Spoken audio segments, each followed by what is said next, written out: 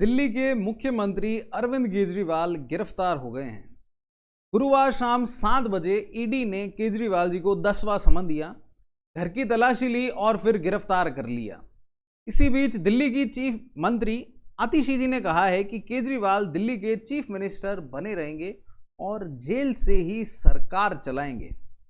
नमस्कार दोस्तों, मैं उमाकांत टीडी पुरोहित स्वागत करता हूं आप सभी का अस्तित्व में। और आज हम जानेंगे कि केजरीवाल जी ने किस आधार पर 9 समन को दरकिनार किए और क्या अब गिरफ्तारी के बाद में वो जेल से ही सरकार को चला सकते हैं या फिर नहीं। तो सबसे पहला सवाल उठ करके आता है कि आखिर ये मामला क्या है जिसमें ईडी ने केजरीवाल जी को 9 समन भेजे हैं। तो इसका जवाब निकल करके आता है कि दिल्ली सरकार ने 17 नवंबर 2021 को शराब बिक्री से जुड़ी हुई एक आबकारी नीति को लागू किया था। इसे शराब की दुकानें प्राइवेट हाथों में चली गई और सरकार का दावा यहां पर यह था कि इससे जो लिकर माफिया है वो खत्म हो जाएंगे और सरकार के रेवेन्यू के अंदर भी यहां पर बढ़ोतरी होगी। जुलाई 2022 में दिल्ली के तत्कालीन चीफ सेक्रेटरी ने आबकारी नीति में आर्थिक गड़बड़ी को लेकर के एक रिपोर्ट उपराज्यपाल वीके सक्सेना साहब को सौंप दी।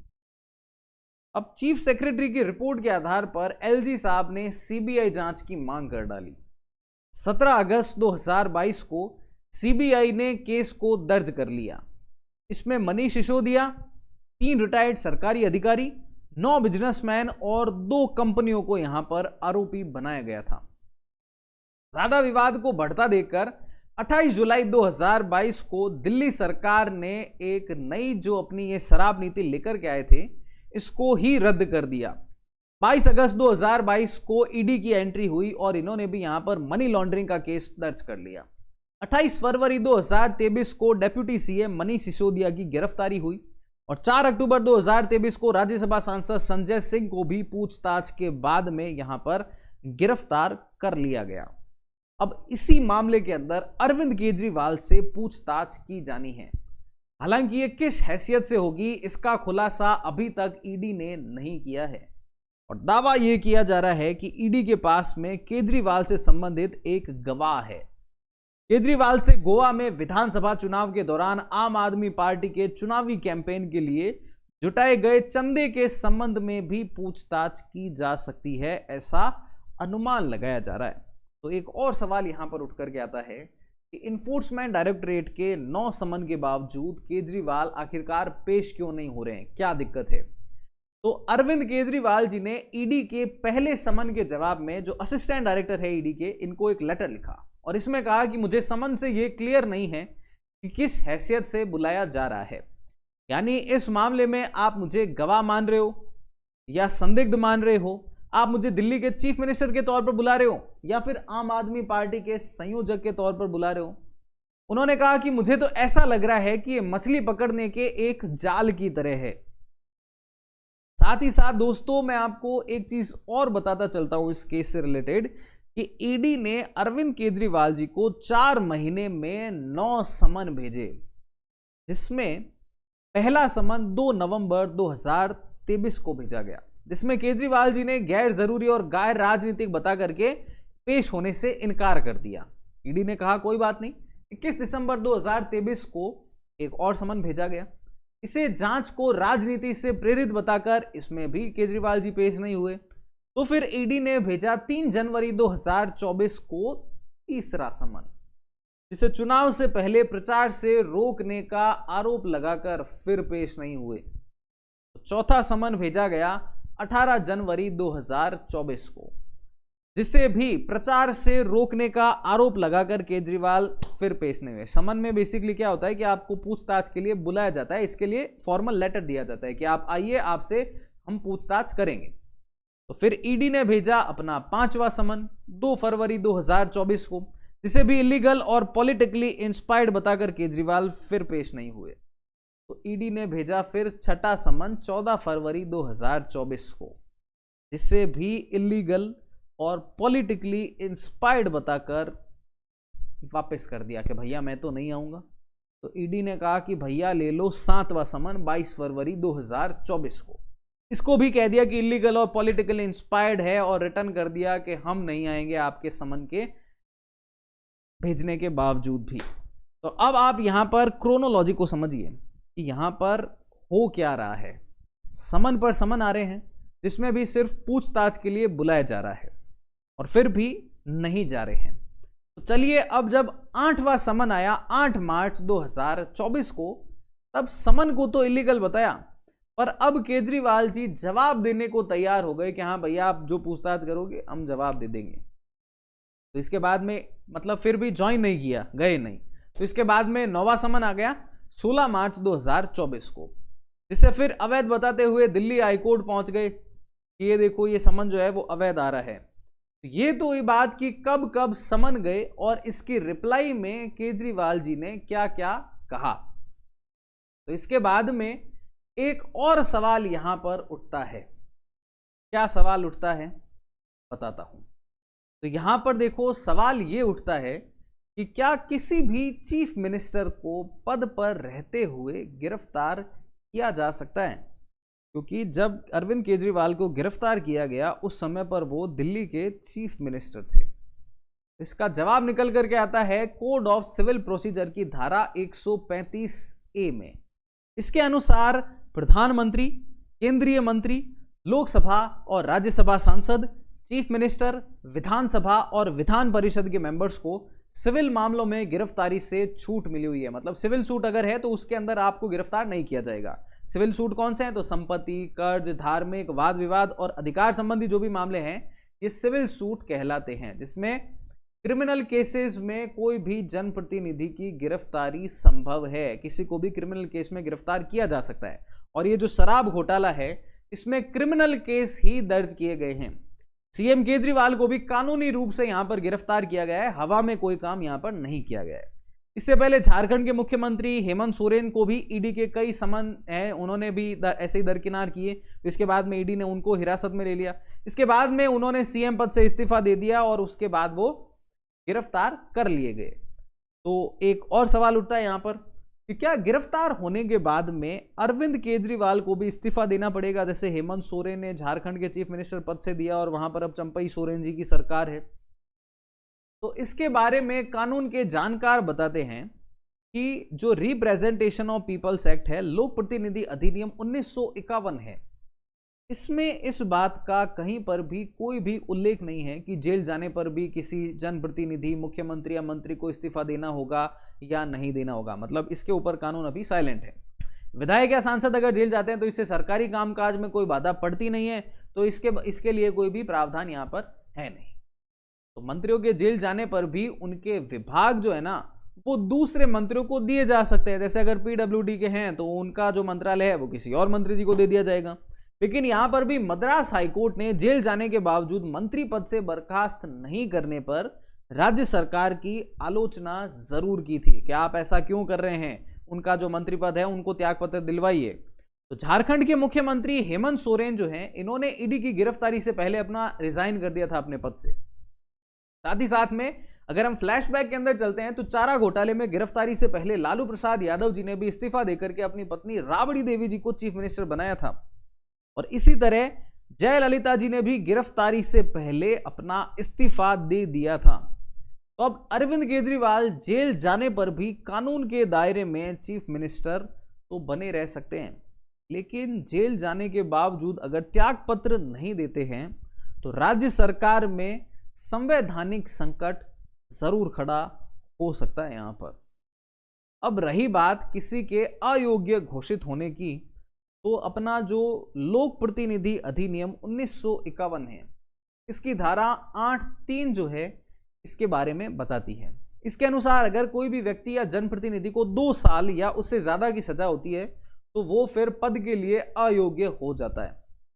इंटरेस्टिंग बात यहां पर यह भी है दोस्तों कि शराब घोटाला ये जो है दिल्ली सरकार वाला, इसमें अधिकांश लोग तिहाड़ जेल के अंदर बंद है। और तो और केजरीवाल सरकार के मंत्री भी यहीं पर बंद है और ये वही जेल है जो दिल्ली सरकार के अंडर में आते हैं। मतलब जिस सरकार के अंडर में जेल आती है वही सारी सरकार अब जेल के अंदर है। तो एक और सवाल यहां पर उठता है कि क्या कोई मुख्यमंत्री जी जेल से सरकार चला सकते हैं क्या? तो इसके बारे में एक रिटायर्ड डीआईजी जेल जो काम कर चुके हैं उनसे जब हमने बात की तो उन्होंने बताया कि जेल से सरकार चलाने का कोई भी नियम नहीं है, इसके लिए कोर्ट की परमिशन की जरूरत पड़ती है। अगर कोर्ट वो अपील कैंसिल कर दे, खारिज कर दे, तो उससे जो हायर कोर्ट है उसमें आप अपील कर सकते हैं। अभी तक तो देश में जेल से सरकार चलाने की किसी को भी परमिशन नहीं मिली। अगर ऐसी मिलती तो फिर लालू यादव जी क्यों रिजाइन करते और क्यों हेमंत सोरेन जी करते और क्यों जयललिता जी करते। दरअसल बात यहां पर यह है दोस्तों कि जब भी कोई कैदी के रूप में जेल में आता है ना, तो भले ही वो विचाराधीन कैदी क्यों ना हो, उसके सारे विशेषाधिकार जो होते हैं वो खत्म हो जाते हैं। इसमें मौलिक अधिकार शामिल नहीं है। सीएम हो या फिर पार्षद हो, जेल के अंदर सबके एक जैसे राइट्स हैं। और रही बात मीटिंग की, तो जेल से ऑनलाइन सुनवाई हो सकती है कोर्ट के अंदर, लेकिन ऑनलाइन आप सरकार नहीं चला सकते।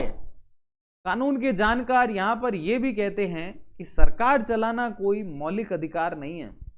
इसके लिए सीधे सुप्रीम कोर्ट में आप अपील नहीं कर सकते हैं। आर्टिकल 32 के अंदर जो हमें अधिकार दिया जाता है उसके अंडर में जमानत या सरकार चलाने के आदेश के लिए जिस पीएमएलए कोर्ट ने जेल भेजा है उसके पास में जाना होगा। अगर पीएमएलए कोर्ट अपील खारिज करती है तो आप ऊपर के कोर्ट में जा सकते हैं। 2 फरवरी को जो झारखंड के मुख्यमंत्री हेमंत सोरेन ने गिरफ्तारी के खिलाफ में याचिका लगाई थी, सोरेन ने यहां पर कहा था कि उनकी गिरफ्तारी मौलिक अधिकारों का हनन है।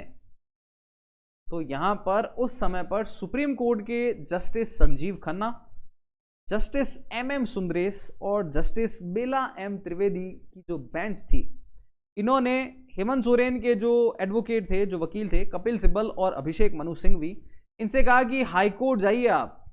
कोर्ट ने यह भी कहा कि अदालतें सबके लिए खुली है और हाईकोर्ट भी संवैधानिक अदालत ही है, तो आप सीधा सुप्रीम कोर्ट क्यों आए हैं? पहले हाईकोर्ट जाइए और उसके बाद में यहां पर आइए। तो एक और सवाल यहां पर आकर के खड़ा हो जाता है कि क्या जेल में बंद किसी भी चीफ मिनिस्टर के सरकारी आदेश पर दस्तखत लिए जा सकते हैं क्या? क्योंकि सरकार का सारा काम चीफ मिनिस्टर करते हैं और सारे के ऊपर चीफ मिनिस्टर के साइन होते हैं, तो क्या वो लिए जा सकते हैं? अगर ऐसा हो तो फिर भी सरकार चलाई जा सकती है। तो कोर्ट की अनुमति से किसी कानूनी कार्यवाही के लिए अपने वकील के माध्यम से कोई भी विचाराधीन कैदी किसी दस्तावेज पर दस्तखत कर सकता है। कानूनी कार्यवाही से आशय यहां पर जमानत याचिका या फिर लीगल असिस्टेंस है, मतलब इनके ऊपर ही साइन कर सकते हैं, हर एक फाइल के ऊपर साइन नहीं कर सकते हैं। ऐसा नहीं हो सकता है यहां पर कि कोई भी मंत्रालय की फाइल पर कोई भी आदमी मिलने को आए और वो साइन करवा करके ले जाए, क्योंकि जब भी कोई सरकारी डॉक्यूमेंट जब इश्यू होता है, जारी होता है, तो उसके ऊपर आदेश की तारीख होती है। आप गौर करिएगा, अगर जेल में रहने के दौरान चीफ मिनिस्टर किसी भी फाइल के ऊपर साइन कर देते हैं तो वो फिर अवैध माने जाएंगे ना, और प्रॉपर कोर्ट की परमिशन से जो कार्रवाई होगी वही वैध मानी जाएगी, मतलब जो आदेश निकाले जाएंगे वो भी अवैध हो जाएंगे, तो फिर कोई मतलब नहीं रह जाएगा। जेल विभाग या फिर तिहाड़ जेल प्रशासन जो कि दिल्ली सरकार के अंडर में ही आता है, वो अपने चीफ मिनिस्टर को जेल से सरकार चलाने की सुविधा जो है वो उपलब्ध नहीं करवा सकते हैं। इसके लिए भी लॉज है। कॉन्स्टिट्यूशन के अनुसार राज्य सरकार को केवल कैदियों की देखभाल और सुरक्षा का दायित्व है, बस इतना ही पावर दी हुई है। कैदी कब तक जेल में रहेगा, बाहरी दुनिया के लिए क्या क्या गतिविधि कर सकता है, ये अनुमति देना कोर्ट का पावर है। राज्य सरकार या जेल प्रशासन का पावर नहीं है कि वो कोई अलग से इसके लिए प्रोविजंस बना दे। साथ ही साथ मैं आपको एक बात और बताता हूं यहां पर कि जेल में सिर्फ वकील ही ऐसा व्यक्ति होता है जो कितनी भी बार कैदी से मिल सकता है, मतलब आईएएस ऑफिसर्स बार बार नहीं जा सकेंगे, लेकिन बाकी लोग जो है वो जेल नियमों के अनुसार ही मिलते हैं। मतलब खाली वकील साहब ही, एक ही वकील साहब जो कि कैदी के हैं वो ही बार बार जा सकते हैं। तो एक और सवाल उठ करके यहां पर आता है कि भैया ये बता दो चलो कि जेल में बंद चीफ मिनिस्टर जो है इनसे कोई कितनी बार मिल सकता है। तो जेल में बंद यहां पर चीफ मिनिस्टर नहीं, कोई भी कैदी के बारे में बात कर रहा हूं। जेल में बंद कैदी का वकील कितनी भी बार मिल सकता है। दिल्ली सरकार का जो जेल मैनुअल है इसके हिसाब से जेल में बंद हर कैदी को हफ्ते में 2 बार अपने रिश्तेदार और दोस्तों से मिलने की परमिशन है, और हर मुलाकात के लिए ना आधे घंटे का टाइम दिया जाता है। एक मीटिंग में 3 लोग कैदी से मिल सकते हैं। मैनुअल के हिसाब से ना ये जो मीटिंग्स होती हैं वो अल्फाबेटिक ऑर्डर के अंदर होती है। ऐसा नहीं है कि जेल में कोई विशेष आदमी अगर है, चीफ मिनिस्टर बैठे हैं तो उनसे पहले मिलने की अनुमति होगी, नाम के हिसाब से। हालांकि यहाँ पर तो अरविंद केजरीवाल जी का ए से नाम है तो सीधा मिल ही जाएगी। ऐसे में संभावना नहीं है कि कोई भी चीफ मिनिस्टर जेल में बंद हो तो अनलिमिटेड मुलाकात का यहाँ पर लाभ मिलेगा। मतलब एक ये जो मीटिंग वाला खेल है ये भी मुझे तो नहीं लगता है कि शायद हो पाएगा। फिर भी जेलर जो है वो अपने विशेषाधिकार का उपयोग करें तो 1 या 2 एक्स्ट्रा मीटिंग्स का यहाँ पर फायदा दे सकते हैं। आमतौर पर जेलर भी यहाँ पर ऐसे फैसले बहुत कम करते हैं, क्योंकि उसकी पूरी जो डिटेल होती है वो कोर्ट को बतानी पड़ती है कि क्यों दिया। और अगर कोर्ट को ऐसा लग जाता है कि जेलर ने गैर जरूरी मुलाकात करवाई है तो एक्शन भी हो सकता है, नौकरी पे खतरा आ सकता है। और अपनी नौकरी पे खतरा भैया मेरे हिसाब से तो कोई नहीं लेगा। लेकिन दिल्ली सरकार में मंत्री आतिशी मार्लेना का कहना है कि जरूरत पड़ने पर तो वो कैबिनेट मीटिंग भी जेल से करवाएंगे, और उन्होंने कहा है कि इसके लिए वो परमिशन लेंगे। हालांकि आज तक जेल में किसी ने भी सरकार नहीं चलाई है, तो देखने वाली बात यहां पर रहेगी कि कैसे ये काम करते हैं। तो एक और सवाल यहां पर उठ करके आता है कि आतिशी जी ने तो यहां पर कहा है कि जरूरत पड़ी तो हम जेल से ही कैबिनेट की मीटिंग करवा लेंगे, पर क्या ऐसा पॉसिबल है क्या? तो जवाब इसका यह है कि दिल्ली सरकार की मंत्री आतिशी ने यह तो कहा है कि जरूरत पड़ी तो सारे अधिकारी जेल में होंगे, जरूरत पड़ी तो सारे अधिकारी जेल में होंगे और वहीं कैबिनेट की मीटिंग होगी। ऐसे में जेल मैनुअल कहता है कि कोर्ट की सुनवाई या टेलीमेडिसिन के अलावा जेल से कोई मीटिंग नहीं हो सकती है। मतलब सिर्फ 2 ही मीटिंग हो सकती है, कोर्ट की सुनवाई या टेलीमेडिसिन। इसके अलावा जेल से कोई मीटिंग नहीं हो सकती है। आज तक ऐसा कोई उदाहरण भी हमारे सामने नहीं आया है कि जब किसी नेता को कोर्ट ने कोई सरकारी या फिर राजनीतिक बैठक करने की अनुमति यहां पर दी हो। तो जेल में बंद विचाराधीन कैदी के रूप में जो बंद सांसद है, विधायक है या कोई भी जनप्रतिनिधि है, वो सदन की कार्यवाही में तो भाग ले सकते हैं, चुनाव भी लड़ सकते हैं, लेकिन जेल से मीटिंगें नहीं कर सकते हैं भैया। तो सदन की कार्यवाही में भाग लेने की परमिशन के कोई नियम ही नहीं है। ये कोर्ट के डिस्क्रिप्शन पर डिपेंड करता है। अगर कोर्ट इस बात से संतुष्ट है कि जिस जनता ने विधायक को चुना है उनकी आवाज उठाने के लिए जो जनप्रतिनिधि है इनका सदन में होना जरूरी है, तो इस आधार पर कोर्ट परमिशन दे सकता है सदन में जाने की, मीटिंग करने की नहीं। हाल ही में मैं आपको बताता चलता हूं कि 22 फरवरी को झारखंड के पूर्व चीफ मिनिस्टर हेमंत सोरेन ने पीएमएलए कोर्ट, जो ईडी वाला कोर्ट है, इसके अंदर अपनी याचिका लगाई थी कि उन्हें बजट सत्र में उपस्थित होने की अनुमति दी जाए, और पीएमएलए कोर्ट ने इसको खारिज कर दिया। फिर हेमंत सोरेन जी ने झारखंड हाईकोर्ट के अंदर याचिका लगाई, और इससे पहले भी 2018 में डिस्ट्रिक्ट कोर्ट ने झरिया के विधायक संजीव सिंह जी को बजट सत्र में भाग लेने की अनुमति दी थी। तो देखने वाली बात रहेगी यहां पर कि क्या होता है आगे। जुड़े रहिएगा हमारे साथ में, हम ऐसे आपको अपडेट्स देते रहेंगे। आशा करता हूं आपको ये वीडियो पसंद आया है। अगर हाँ तो प्लीज इस वीडियो को लाइक जरूर कर दीजिए, ज्यादा से ज्यादा इस वीडियो को शेयर कर फैला दीजिए, सब तक सही इंफॉर्मेशन पहुंचनी चाहिए। और हमारे इस छोटे से चैनल को सब्सक्राइब कर आपका आशीर्वाद जरूर प्रदान करिए। मिलते हैं ऐसे ही किसी और इंफॉर्मेटिव वीडियो के अंदर, तब तक धन्यवाद।